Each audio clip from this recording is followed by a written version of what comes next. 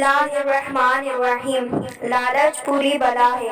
ختیجہ عابد پشاور ایک لکڑہارا روزانہ لکڑیاں کاٹنے جنگل جاتا اور پھر شہر آ کر بیچ دیتا۔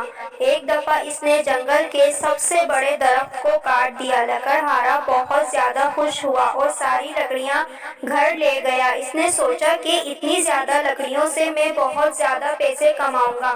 اگلے دن جب وہ اٹھا تو پورے گاؤں میں شور تھا کہ کسی نے جنگل کے سب سے بڑے درخت کو کاٹ دیا ہے۔ وہ درخت کسی عام آدمی نے نہیں بلکہ بادشاہ نے اپنے بیٹے کی پیدائش پر یادگار کے طور پر لگایا تھا۔ اس وقت بادشاہ کے سپاہی اس آدمی کی تلاش میں ہیں جس نے وہ درخت کاٹا ہے۔ لکڑہارے کو جب یہ پتہ چلا تو وہ فوراً اپنے دوست کے گھر چلا گیا۔ اس نے اپنے دوست کو سارا قصہ سنایا اور کہا، میری مدد کرو، میں اب کیا کروں؟ اس کے دوست نے کہا، بادشاہ کے سپاہی تو ہر گھر کی تلاشی لے رہے ہیں، جاری ہے، اب تم یہ بتاؤ کہ تم خود کہیں چھپو گے یا ان لکڑیوں کو چھپاؤ گے؟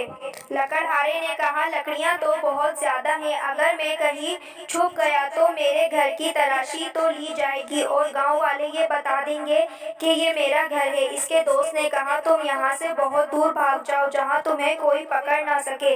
لکڑہارے نے کہا، مجھے لگتا ہے کہ بادشاہ کے سپاہی ہمارے گاؤں کی طرف آنے ہی والے ہوں گے، میں جا رہا ہوں۔ لکڑہارے نے باہر جانے کے لیے دروازہ کھولا تو سامنے بادشاہ کے سپاہی تھے۔ انہوں نے لکڑہارے کو پکڑ لیا اور کہا، ہم نے تمہارے گھر کی تلاشی لی، وہاں ڈھیر ساری لکڑیاں ملی ہیں اور اس کے ساتھ ساتھ ایک لکڑی پر شہزادے کا نام بھی تھا، کیونکہ جب وہ 12 سال کا ہوا تو بادشاہ نے نشانی کے طور پر اس کا نام لکھوا دیا تھا، چلو بادشاہ کے پاس۔ لکڑہارا بہت ڈر گیا۔ جب اسے بادشاہ کے سامنے پیش کیا گیا تو لکڑہارے نے کہا، مجھے معاف کر دیں، مجھ سے بہت بڑی غلطی ہو گئی ہے، میں نے لالچ میں آ کر یہ سب کچھ کیا۔ بادشاہ نے کہا، تم نے جو کیا ہے اس کی سزا تمہیں ملے گی، اور مجھے یہ بھی پتہ چلا ہے کہ تم درخت کاٹ لیتے ہو اور اس کی جگہ دوسرا پودا بھی نہیں لگاتے ہو۔